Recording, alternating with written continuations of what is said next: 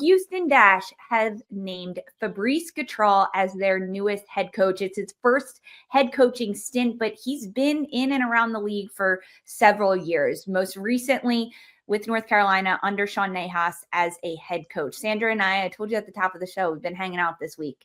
We spoke to head coach Gautrat yesterday about his new role at Houston, what he plans to bring to the team. Take a listen. There hasn't necessarily been that key opportunity to develop that Houston Dash playing identity. What's that going to look like with you?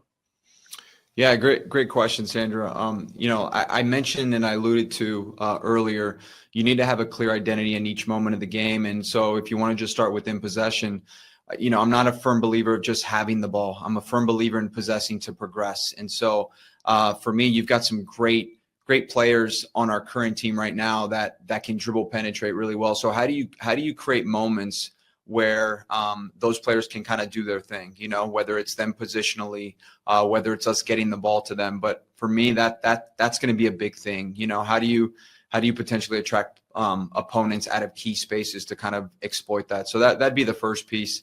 The second piece is you have to be very adaptable, and you have to, if you always do the same thing all the time, you become very predictable, and opponents can kind of create game plans based off that predictability. So I think the next piece is you have to be a bit unpredictable with, what that looks like either offensively or defensively as well. And so, if you look at, especially when you have the ball, you have to constantly be thinking what can happen if we lose it. And so setting up the team in the right way to make sure we're effective in those moments in case we do lose it, to make sure we're minimizing the opponents in those moments. Ooh, wow. Guys, some confidence, some definition of what Houston's gonna look like, the goals for Houston. The bar is so low. I'm inspired on the minimal information we just got about Houston being unpredictable. So you guys are getting my unfiltered thoughts. This is the first time I'm seeing clips from this. I was not a part of these interviews, which I'm kind of glad.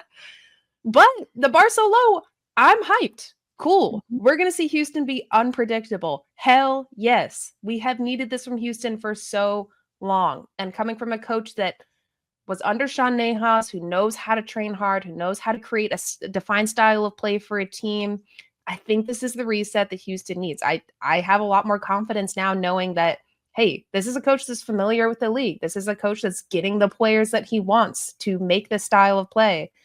If I'm one of those players on the team looking at this interview or just looking at the press he's doing, I'm excited by it and I have a little bit more confidence. So shout out to Fabrice. Let's see what you got.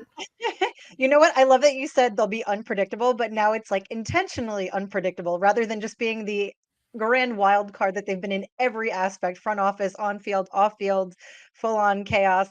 Yeah, it's refreshing to hear that there's some direction. And like, hey, let's throw the confetti at that. I know, like, I'm on the same bus as Darian, where I'm like, yo, it's a low bar, but like, let's celebrate that because you know what? Like, those players have deserved that at the bare minimum. So I'm excited to see if Fabrice will end up being a breath of fresh air at Houston because it seems like he should be. I think to Darian's point, the bar is so low. You're like, okay, finally. But it says a lot about Houston, and I'm so excited for people to get a little bit more of the interview. I know it'll be up eventually in full for folks to take a look at it. But in that sense, it's not surprising that you guys get this sneak peek, and Darian's reaction is like it's refreshing because it's like there hasn't been that. I mean, and this is a club that we've talked about has had rotating coaches for a while, rotating executives as well. We could put that in there. And even like with the announcement of Fred Alonso last year, I don't think there was that type of reaction after kind of hearing him do his initial media. There was not the, okay, I hear what you're saying. Now let's see it. There wasn't that, like there kind of is right here with this head coaching hire. And maybe that's a part of it. We get into that a little bit too in the interview, right, Lisa? We kind of just say, like, is it more about getting into this franchise that has just sort of been through it? Is it more just about like stabilizing an environment, or is it like going all out and balls out and competing and let's go get those ships? And it's all of those things combined. But I think it's refreshing to have someone speak about this kind of experiment that's been going on in Houston in a way where it feels like, or at least sounds like, there's finally going to be direction.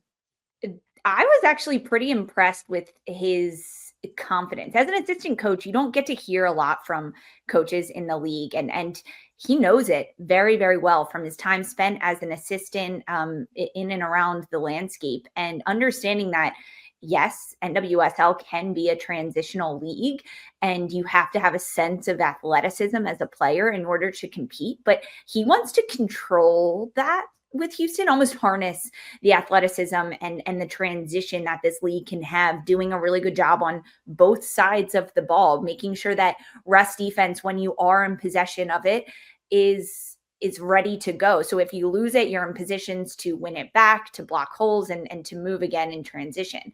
There was a press conference that happened before our interview with Gatr, in which the new GM, Angela Hucles-Mangiano, talked a lot about bringing in a coach like Gatr, who knows the league and who wants to win, who also has clear ideas of how to play and also how to get there, right? Because so many coaches know how they want to play, but they have a hard time going from point A to point B to ultimately execute how they want to play. And for Gatr, he's starting with training. He's like, I want there to be an incredibly high level at training, and almost this sense that no one is safe. You have to be competing every day, do better than you were the day before, and looking to build upon that. And if he's going to bring that day one to this group, frankly, it's already better than what we saw last year from Houston.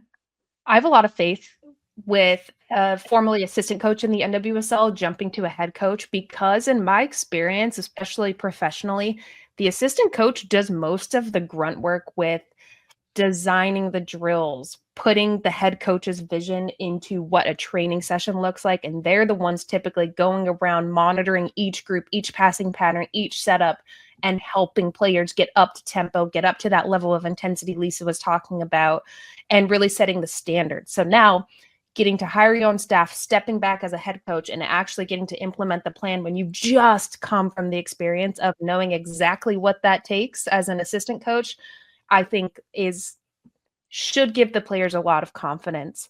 Not only that, I also love that he's taking the players that he has and is going to be using them. I think looking at this team, looking at the DNA of this team, they have a great team. It's not like they have players that couldn't play up to the standard of being a competitive team in the NWSL. They've had that. They just have not had a coach that I think can actually, an organization, frankly, that can lead to the team that can compete for playoffs. And I feel confident in this year, looking at the DNA, the personnel of this team, that they can actually be a team that's has the proper fundamentals to be a really competitive team in the NWSL. This full interview is not yet up on YouTube, but it will be. Go take a listen to it, because it's really interesting. We also, Sandra, asked Fabrice Gautrat about bringing in players like Delaney Sheehan and Yasmin Ryan, because they were brought in prior to him even joining the club. He's excited about it. It says a lot about the ambition of the club and the direction they want to go, the caliber of players that Houston can bring in, even without a head coach, says a lot about what they want to do moving forward. Full interview with newest Houston Dash head coach Fabrice Gautrat up on YouTube.